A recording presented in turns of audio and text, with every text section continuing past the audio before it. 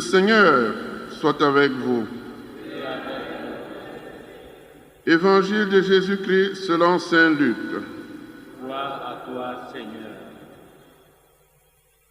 En ce temps-là, la foule se pressait autour de Jésus pour écouter la parole de Dieu, tandis qu'il se tenait au bord du lac de Génézareth. Il vit 2 barques qui se trouvaient au bord du lac. Les pêcheurs en étaient descendus et lavaient leurs filets. Jésus monta dans une des barques qui appartenait à Simon et lui demanda de s'écarter un peu du rivage. Puis il s'assit et de la barque, il enseignait les foules.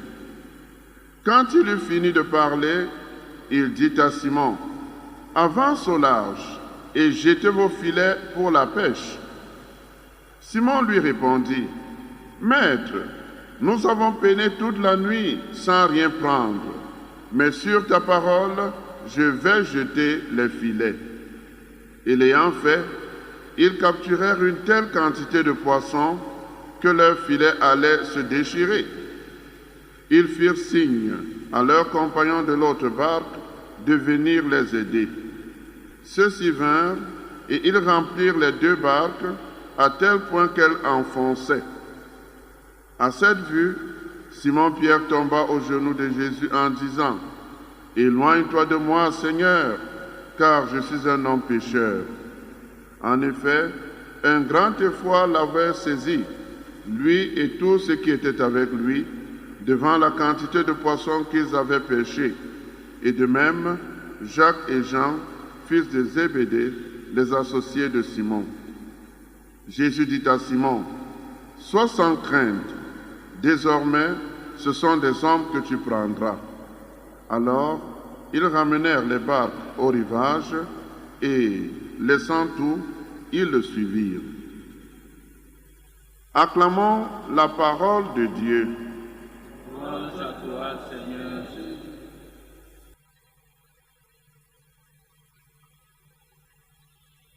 Soyez parfaits comme votre Père céleste est parfait. Frères et sœurs bien-aimés, le Seigneur soit avec vous. La liturgie de cette semaine nous rappelle ce pourquoi nous venons célébrer l'Eucharistie. Quand nous nous retrouvons pour cette action de grâce, c'est parce que nous voulons devenir d'autres Christ en accueillant en nous la parole du Christ, en accueillant en nous le Christ lui-même dans son corps et dans son sang. Et la liturgie de cette semaine nous rappelle que le Dieu en qui nous croyons, c'est le Dieu de qui vient tout don parfait. C'est pour cela que nous sommes invités à être parfaits comme Dieu est parfait. Dieu nous fait ses dons et des dons parfaits pour que nous soyons nous-mêmes parfaits. Le roi Salomon nous a laissé comprendre que ce qu'il avait de parfait pour lui, c'était la sagesse. Et il a demandé au Seigneur un cœur qui écoute. L'apôtre Paul nous rappelle que ce qu'il y a de meilleur à demander à Dieu, c'est l'amour. Car c'est l'amour qui donne vie à tout. La théologie nous aide à comprendre que ce qu'il y a de meilleur et que nous avons à demander à Dieu, c'est l'Esprit Saint. Car c'est lui, l'Esprit Saint, qui remplit nos cœurs de l'amour de Dieu.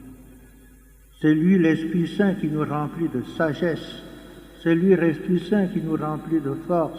C'est lui, l'Esprit Saint, qui fait que Dieu habite en nous. La liturgie de cette semaine nous invite à demander à Dieu d'enraciner en nos cœurs l'amour de son nom. d'enraciner en nos cœurs l'amour de Dieu et partant l'amour de nos frères et sœurs. Quand nous nous retrouvons pour prier Dieu, voilà ce que nous devrions demander à Dieu. Ce qu'il y a de bon, ce qu'il y a de parfait, l'amour de Dieu et l'amour de nos frères. Car en demandant ces dons parfaits, tout le reste nous sera donné par surcroît.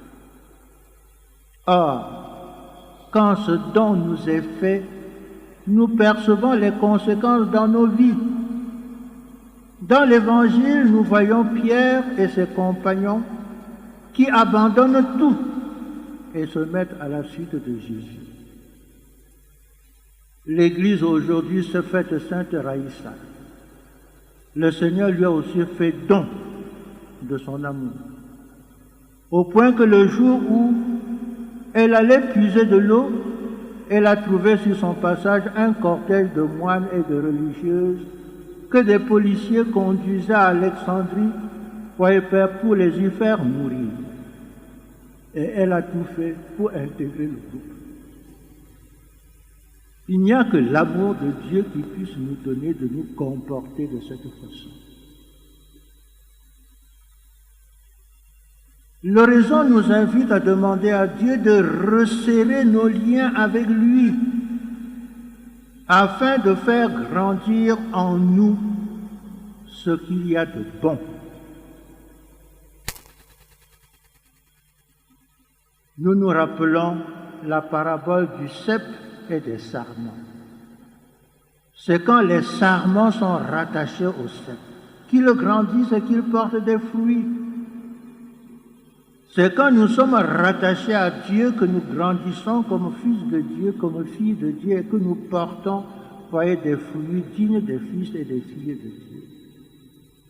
Et Dieu seul est seul à pouvoir resserrer ces liens avec lui.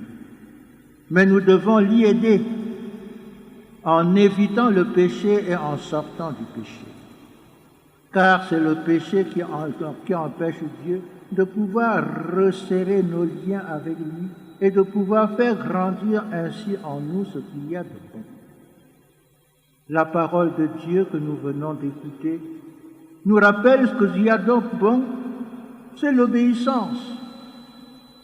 Voilà ce qu'il y a de bon en Pierre, c'est l'obéissance. Et le Seigneur fait grandir cette obéissance. Éloigne-toi du rivage, il obéit. Avance au large, il obéit. Jette les filets.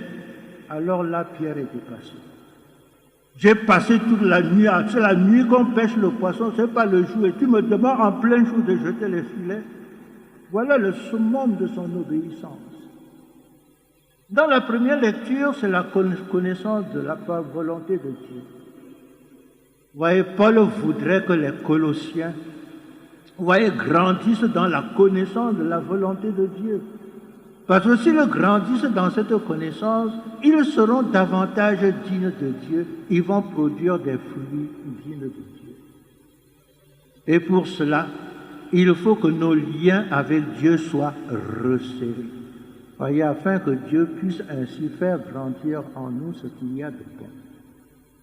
Et Dieu, lui, veille toujours avec sollicitude sur nous pour protéger ce qu'il a fait grandir. Ce qui n'est pas le cas pour nous. C'est pour cela que je voudrais que nous portions dans nos prières tous les parents, que nous portions dans nos prières tous les parents. Parce qu'ils sont nombreux les parents qui ne savent pas donner à leurs enfants ce qu'il y a de bon, ce qu'il y a de parfait, ce qu'il y a de meilleur. Il y a des parents qui ne savent pas faire grandir en leur enfant ce qu'il y a de bon, parce qu'ils sont toujours loin d'eux, ils ne sont jamais avec eux. Et certains parents, quand ils ont réussi à faire grandir quelque chose de bon à leur enfant, ils ne sont pas toujours là pour protéger. Voyez ce qu'ils ont fait grandir. Ayons une pensée pour les parents parce que nos enfants ont besoin de leur présence. Nos enfants ont besoin de leur action. Nos enfants ont besoin de leur protection. Voyez, de même que Dieu se comporte à notre égard, de même les parents devraient pouvoir se comporter à l'égard de leurs enfants. Faisons dans nôtre cette prière de l'Église de cette semaine. Enracine en nos cœurs l'amour de ton nom. Resserre nos liens avec toi pour développer ce qui est bon en nous. Veille sur nous avec sollicitude pour protéger ce que tu as fait grandir. Loué soit Jésus-Christ.